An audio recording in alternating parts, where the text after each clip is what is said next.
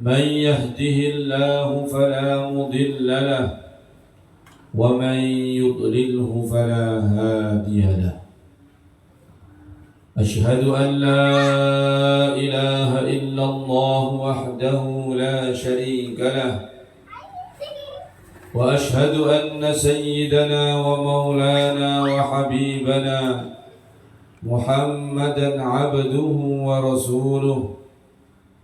اللهم صل وسلم وبارك على سيدنا محمد وعلى آل سيدنا محمد، كما صليت وسلمت وباركت على سيدنا إبراهيم وعلى آل سيدنا إبراهيم في العالمين إنك حميد مجيد.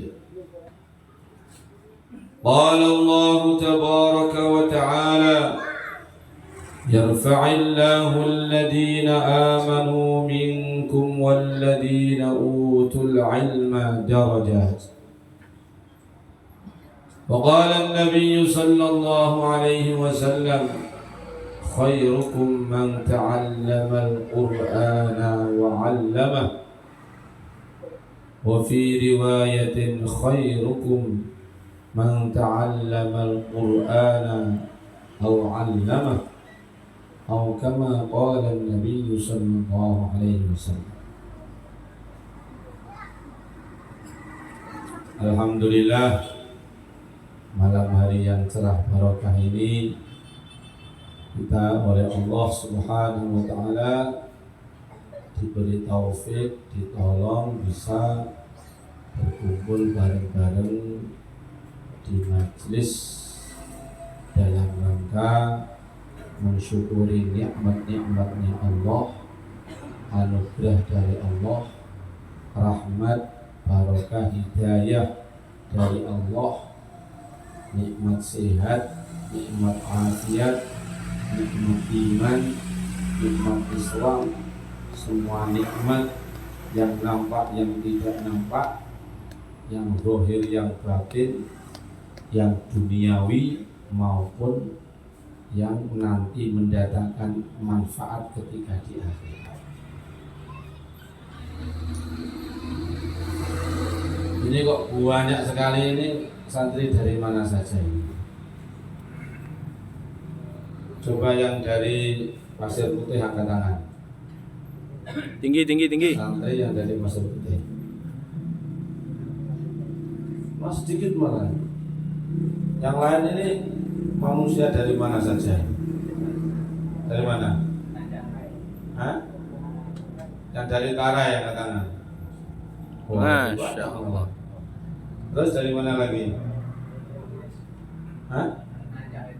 Apa? Arifin Ahmad, angkat tangan. Apa nak? Arifin Ahmad itu nama apa? Jalan Pak ya. Hah? Oh, tempatnya itu namanya Arifin Ahmad. Jalan Arifin Ahmad. Lebih banyak lagi. Terus dari mana lagi? An-Najah Kampar. Angkat tangan. Terus dari mana lagi? Yang lain dari mana-mana tempat seluruh alam. Allah. Alam goib, alam tidak goib.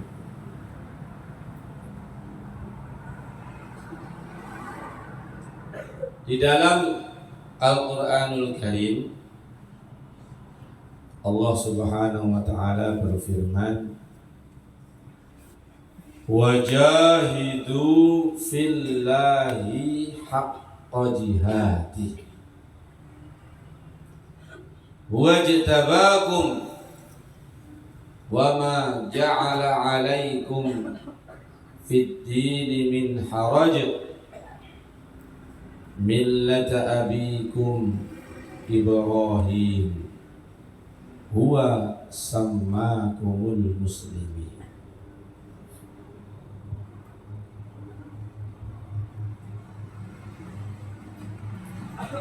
Wajahidu fillahi haqqa jihadi. Allah berfirman kepada umat Islam semuanya tanpa kecuali, baik yang kaya maupun yang miskin, yang pejabat maupun yang rakyat, yang di kota, yang di desa, yang sudah tua maupun yang masih muda, semuanya diperintah sama. Wajahidu fillahi haqqa jihadi. Perjuangkanlah agamanya Allah dengan berjuang yang sungguh-sungguh. Jadi kita semuanya ini diperintahkan oleh Allah untuk memperjuangkan agamanya Allah dengan berjuang yang sungguh-sungguh. Mengapa? Huwa jtabakum. Karena kamu itu sudah dipilih oleh Allah untuk merjuangkan agamanya Allah. Karena kamu semuanya tanpa kecuali oleh Allah sudah dipilih untuk merjuangkan agamanya Allah. Nanti di bagian akhir ayat itu Allah berfirman, huwa sammakumul muslimin. Oleh karena itu Allah memberi gelar kamu sekalian sebagai muslim, muslimin, diberi gelar muslim, muslimin. Imam As-Suyuti rahimahullah di dalam kitabnya beliau menjelaskan bahwa dulu yang mendapat gelar muslim itu hanya para nabi, hanya para rasul. Adapun umatnya tidak diberi gelar muslim atau muslimin. Gelar itu hanya khusus bagi para nabi, para rasul alaihi wassalam. Umatnya tetap tidak diberi gelar itu, tetap dipanggil sebagai umatnya Nabi Musa, dipanggil Bani Israel. Yang dapat gelar muslim siapa? Nabinya, Nabi Musa. Umatnya Nabi Isa dipanggil kaum Nasrani, tidak diberi gelar muslim. Yang mendapat gelar Muslim hanya Nabi Isa. Umatnya Nabi Hud itu tetap dipanggil kaum Ad. Muslim hanya untuk nabinya, Nabi Hud. Umatnya Nabi Soleh tetap dipanggil kaum Samud. Gelar Muslim hanya untuk nabinya, Nabi Soleh saja. Umatnya Nabi Syuaib tetap dipanggil kaum Madian, dan seterusnya. Jadi maknanya gelar Muslim itu, subhanallah, itu gelar yang sangat tinggi, yang sangat terhormat. Tidak setiap orang diberi gelar itu. Hanya para nabi, para rasul yang maksum, yang tidak pernah melakukan dosa, yang dosa-dosanya semuanya diampuni oleh Allah, hanya itu yang mendapat gelar Muslim atau Muslim.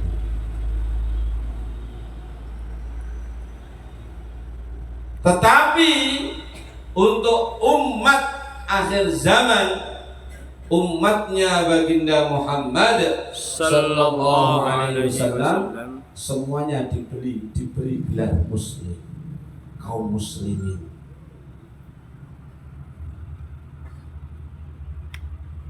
Muslim, Muslim, Muslim. Mengapa? Karena di antara rahasianya bahwa Allah Subhanahu wa taala setelah baginda Muhammad sallallahu alaihi wasallam tidak lagi mengutus nabi, tidak lagi mengutus rasul, maka tugas yang dulu merupakan tugas utama para nabi, para rasul diberikan untuk menjadi tugas kehormatan umat akhir zaman, seluruh kaum muslimin, seluruh umatnya baginda Muhammad sallallahu alaihi wasallam. Nah sekarang bagaimana memperjuangkan agamanya Allah dengan sungguh-sungguh itu bagaimana? Ada orang muda, ada orang tua, ada yang di pesantren, ada yang di luar pesantren, ada yang pejabat, ada yang rakyat. Memperjuangkan agama dengan sungguh-sungguh itu begitu luas.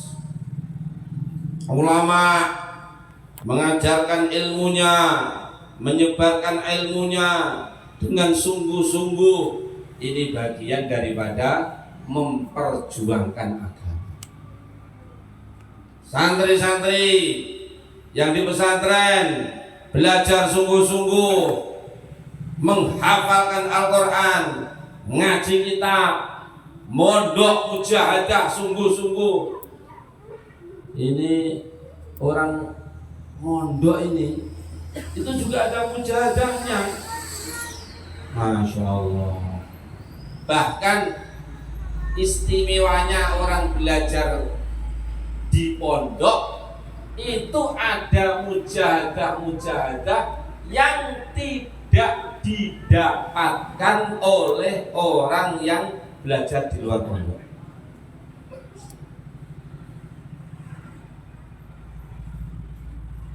Dan semakin besar mujahadahnya, itu insya Allah akan semakin banyak keistimewaan,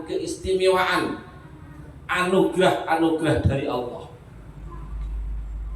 Jadi di antara maknanya walladzina jahadu fina lanahdiyannahum subulana, santri ngaji di pondok mujahadah, menahan kesabaran, menahan ketabahan dengan kesungguhan. Program malam disempurnakan, program siang disempurnakan. Maka menyempurnakan amalan dan program itu bagian dari mujahadah di pesantren. Maka semakin sempurna mujahadahnya, insya Allah semakin besar anugerah dari Allah. Dulu ada orang namanya Muhammad Munawwir. orang dari Jawa sana, dari kota Yogyakarta. Zaman dulu, zaman Belanda, ayahnya itu ingin menghafalkan Al-Quran. Ayahnya itu bernama Abdul Rozak. Itu ingin menghafalkan Al-Quran, baru dapat berapa ayat, lupa lagi atau gagal lagi. Intinya sudah usaha sungguh-sungguh itu sampai wafat itu ditakdirkan belum hafid Al-Quran.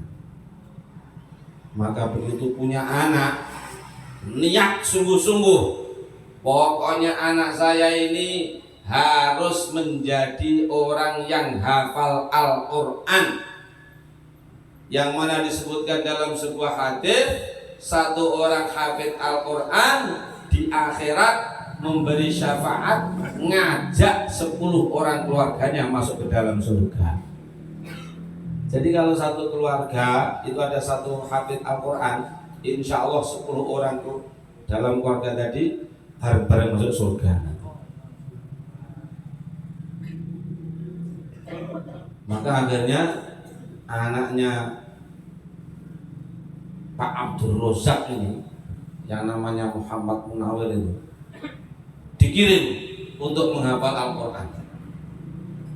Di Jawa belum ada orang yang hafid Al-Quran. Maka akhirnya karena belum ada, sedangkan adanya itu di sana, di Mekah sana, diberangkatkan ke Mekah untuk menghafalkan Al-Quran. Coba bayangkan dengan kamu, mau menghafalkan Al-Quran di Pasir Putih bisa, di Arifin Ilham bisa, apa? Arifin Ahmad, Arifin Ahmad bisa, di Tarai bisa, di mana lagi tadi? Air Tiris bisa. Sekarang mudah mau menghafalkan Al-Quran di Pekanbaru sekitarnya saja banyak tempat untuk menghafalkan Al-Quran. Dulu di Mekah sana menghafalkan Quran. Belum ada pesawat, naik kapal, berangkat 1 bulan, pulang 1 bulan.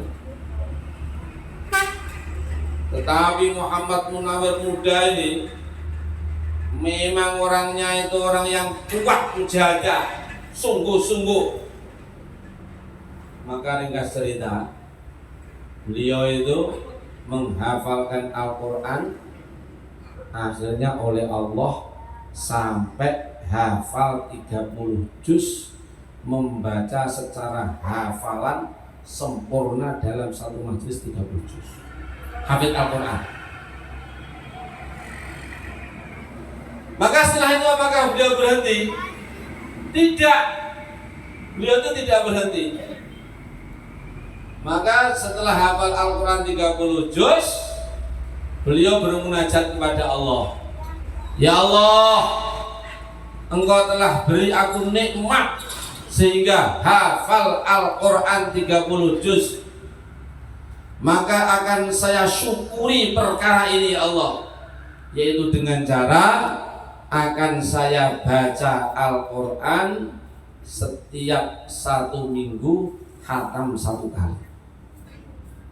Jadi syukurnya oleh Allah diberi nikmat hafid Al-Quran 30 juz, maka Al-Quran dibaca seminggu khatam, seminggu khatam, seminggu khatam, seminggu khatam. 1 bulan khatam berapa kali? Berapa kali? 4 kali. Kalau 10 bulan khatam berapa kali? 40 kali.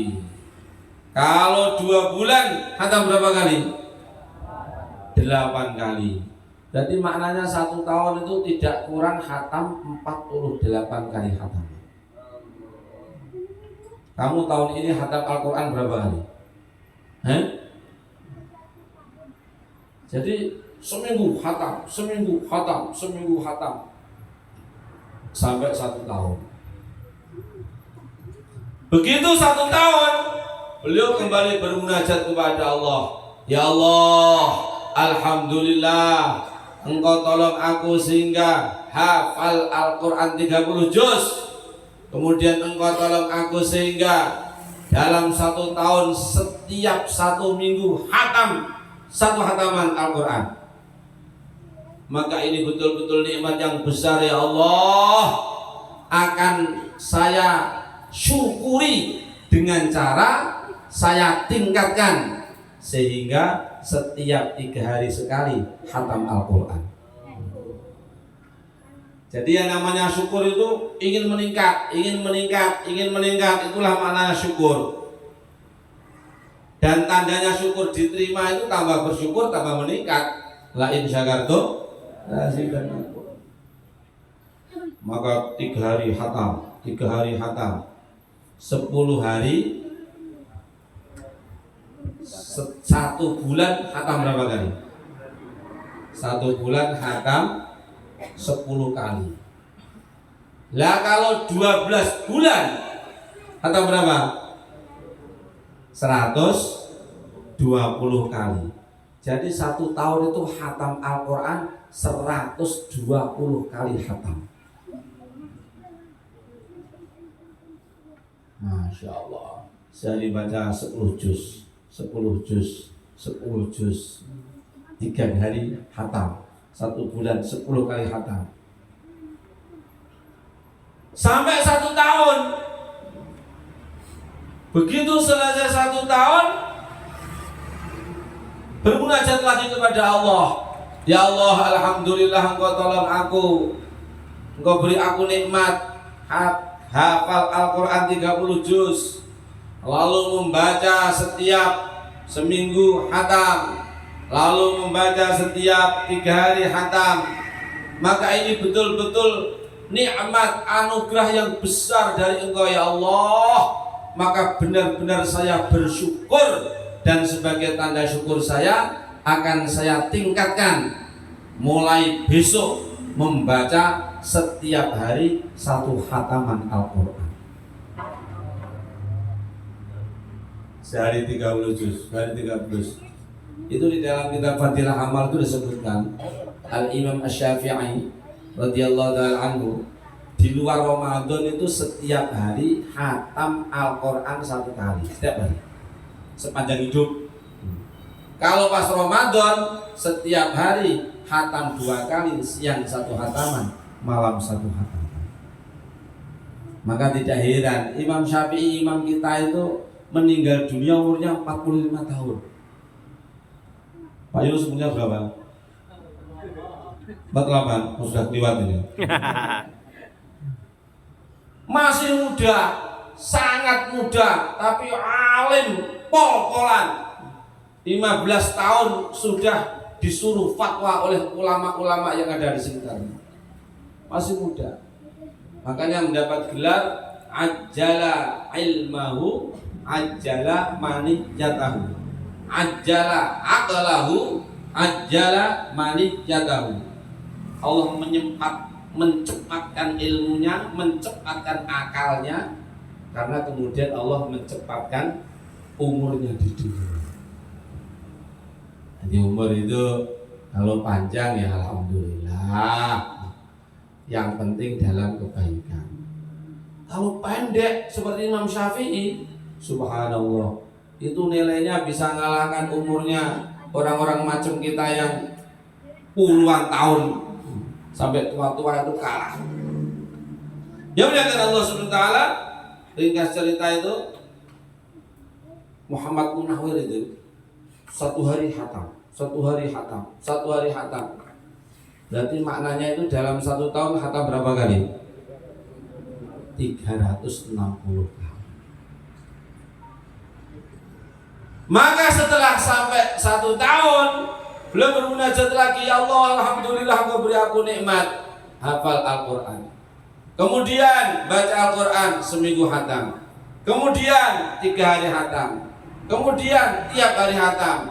Maka ini betul-betul nikmat yang agung dari Engkau ya Allah. Akan saya bersyukur dengan cara baca Al-Quran ada habis-habisnya, sampai berdarah. Bibirnya, lidahnya itu sampai berdarah. Ini ada enggak santri yang sampai berdarah-darah bibirnya, mulutnya karena baca Al-Quran? Ada enggak? Tapi mujahadahnya Muhammad Munawir itu betul-betul diganti dengan anugerah-anugerah yang besar dari Allah Subhanahu wa taala, sehingga ketika beliau pulang ke Jawa bikin pesantren di Krapyak sana, dari pesantren itu Allah bangkitkan ratusan bahkan ribuan hafid-hafid Al-Qur'an. Ribuan orang-orang alim besar nyebar kemana-mana seluruh Jawa bahkan di seluruh Indonesia. Pondok pesantren Krapyak pusatnya orang hafid Al-Quran di Jogja, Jawa Tengah dan sekitarnya. Adapun Kiai Muhammad Munawir sendiri itu punya anak 25 orang.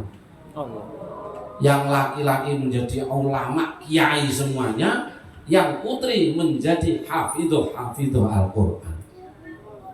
Termasuk di dalam ruang tadi ada Kamus Al-Munawir. Itu yang nyusun itu Kiai Ahmad Warsun Munawir, itu putranya Kiai Muhammad Munawir itu. Maka kemuliaan barokah dunia, kemuliaan barokah agama, kemuliaan barokah akhirat Allah datangkan semuanya. Oleh karena itu kalau kamu ngaji di pesantren, belajar di pesantren, jangan ada keraguan sedikit pun. Ilmu yang kamu pelajari ini sungguh-sungguh fahami, hafalkan, amalkan, sebarkan, perjuangkan.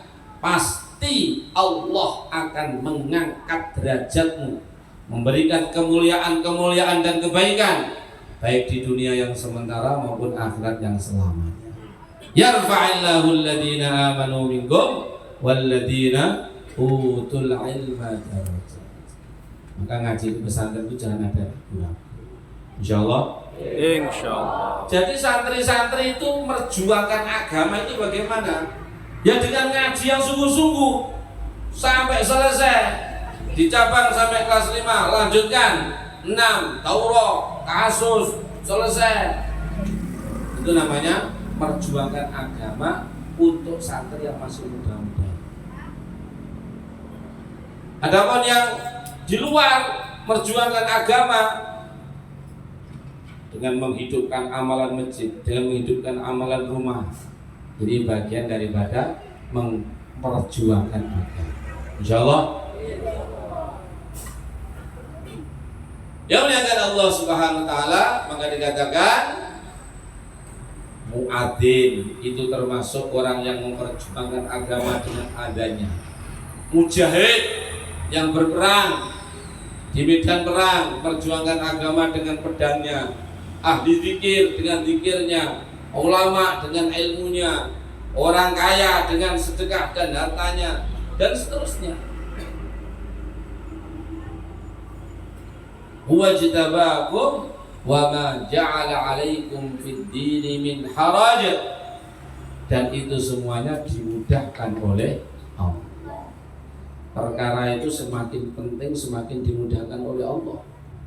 Maka di dunia ini tidak ada perkara lebih penting melebihi agama. Maka untuk mengamalkan agama dimudahkan Allah, merjuangkan agama dimudahkan Allah. Maka semua yang hadir di sini niat hidup untuk mengamalkan agama, hidup untuk merjuangkan agama. Insyaallah. Lalu caranya itu bagaimana caranya itu? Caranya ikut apa yang dicontohkan yang mulia baginda Rasulullah sallallahu alaihi wasallam. 23 tahun merjuangkan agama di Mekah, 23 tahun merjuangkan agama, 13 tahun di Mekah, 10 tahun di Madinah. Komplit. Ada ngajinya, ada dakwahnya, ada zikir ibadahnya, ada khidmatnya, ada akhlaknya, ada ikramnya. Itulah yang digambarkan oleh Sayyidina Abu Hurairah radhiyallahu anhu. Sayyidina Abu Hurairah radhiyallahu taala anhu itu datang ke Masjid Nabawi. Ke Masjid Nabawi, masjidnya Rasulullah di Madinah. Ternyata di Masjid Nabawi, masjidnya Rasulullah di Madinah itu komplit. Ada orang sholat, di sana ada orang zikir, di sana ada orang baca Al-Quran, di sana ada orang belajar mengaji, menghafalkan Al-Quran, di sana ada orang belajar ilmu, di sana ada orang dakwah, di sana ada ikram. Jadi komplit di Masjid Nabawi itu. Nah kemudian Sayyidina Abu Hurairah radhiyallahu anhu berjalan ngundang orang yang di luar untuk diajak ke masjid. Jadi suasana inilah yang tidak kita bentuk, baik di pesantren, di mahalah-mahalah kita, di masjid-masjid kita, di kampung-kampung kita. Insya Allah. Insya Allah. Ada di pondok, ada dakwahnya, ada zikirnya, ada istighothahnya, ada taklimnya, ada ngaji Al-Qur'annya, ada ngaji ilmu-ilmu agama. Dan demikian pula di masjid-masjid, di rumah-rumah, di kampung-kampung, di mana-mana. Nah, ini untuk santri-santri yang di pondok itu ibaratnya kamu ini niru para sahabat Ahlus Suffah. Ahlus Suffah itu pokoknya 100% 24 jam konsentrasi untuk agama. Tidak ke sawah, tidak ke pasar, tidak kemana-mana. Nah ternyata yang seperti itu akhirnya melahirkan orang seperti Sayyidina Abu Hurairah radhiyallahu ta'ala anhu, Imamul Muhaddithin, imamnya ulama ahlul hadis. Lalu ada lagi yang tidak full tinggal di dalam masjid, tetapi di luar masjid. Itulah kebanyakan para sahabat yang akhirnya dari sana lahir Sayyidina Abu Bakar As-Siddiq, Sayyidina Umar bin Khattab, Sayyidina Uthman bin Affan, Sayyidina Ali bin Abi Thalib radhiyallahu ta'ala anhum ajma'in. Maka dari masjid yang full melahirkan tokoh-tokoh yang menyebarkan agama, dari yang sambil pulang balik, juga masih ke ladang, juga masih ke sawah, juga ke perdagangan, akhirnya juga melahirkan tokoh-tokoh ahli ibadah, ahli dakwah, menyebarkan agama. Sehingga Syekh Abdul Qadir Jailani radhiyallahu ta'ala anhu, Syekh Abdul Qadir Jailani itu disepakati mendapat gelar Sultanul Auliya, sultannya para wali. Beliau mengatakan sekecil-kecilnya derajatnya para sahabat itu semuanya adalah raja-raja, ratu-ratunya, wali-walinya Allah selain sahabat. Mengapa? Karena mereka itu komplit, lahir dari pendidikan yang komplit, baik yang full di masjid maupun yang ulang balik. Dan itulah semuanya yang kita cita-citakan, bagaimana lahir, bagaimana dari pesantren-pesantren kita, pesantren-pesantren kita, madrasah-madrasah kita, dan juga rumah-rumah kita, dan juga masjid-masjid kita, lahir orang yang mendapatkan tetesan luberan kebaikan-kebaikan para sahabat radhiyallahu anhu ajma'in. Ahlul iman, ahlul yaqin, ahlul Quran, ahlus sunnah wal jamaah, ahlul taqwa, ahlul ilmi, ahlul ibadah, ahlul dakwah, orang-orang soleh, orang-orang bertakwa yang akhirnya menjadi pelita hidayah menyebarkan agama seluruh dunia. Amin Allahumma amin. Maka ini walaupun kecil-kecil, ini kan kecil sekarang, nanti 10 tahun lagi, 20 tahun lagi, 50 tahun lagi, 40 tahun lagi, 30 tahun lagi misalnya, nggak usah jauh-jauh, atau 20 tahun lagi misalnya, ada berita di Jepang ada ulama besar hafid Al-Quran, walim, top urusan ibadah, top urusan dakwah, nyebarkan agama, bikin orang Jepang berbondong-bondong dapat hidayah. Orang bertanya-tanya, siapa dia? Siapa dia? Ternyata alumni Pondok Pasir Putih. Allah. Di Belanda ada orang alim pol-polan, bikin orang Belanda yang bule-bule itu dapat hidayah, berbondong-bondong mengaji, beribadah, berdakwah. Siapa dia? Alumni Pondok Arifin Ahmad. Amin. Kemudian di pedalaman Afrika, penyebar agama besar, punya pesantren besar. Siapa dia itu? Alumni Pondok Tarai. Allah. Nah, terus Inggris di mana? Kutub Utara. Itulah yang kita harapkan. Yang kita harapkan. Sebagaimana dahulu dari Madinah Munawwarah menyebarkan agama sampai ke Kazakhstan, sampai ke Eropa, sampai kemana-mana. Maka demikian pula kita berharap bermohon kepada Allah dari pesantren-pesantren kita, dari tempat-tempat kita, Allah bangkitkan pelita-pelita hidayah menyebar ke seluruh dunia. Insya Allah. Maka kita bersama-sama akan beristighfar sebentar, berdoa, bermohon kepada Allah, karena semuanya akan mudah apabila dimudahkan oleh Allah. Habibina wa qurrati a'yunina sayyidina maulana Muhammadin sallallahu alaihi wasallam wa alihi wa azwajihi wa ashabihi radhiyallahu ajma'in. Jamil anbiya, jamil awliya, jamil ulama, jamil masyayikhna.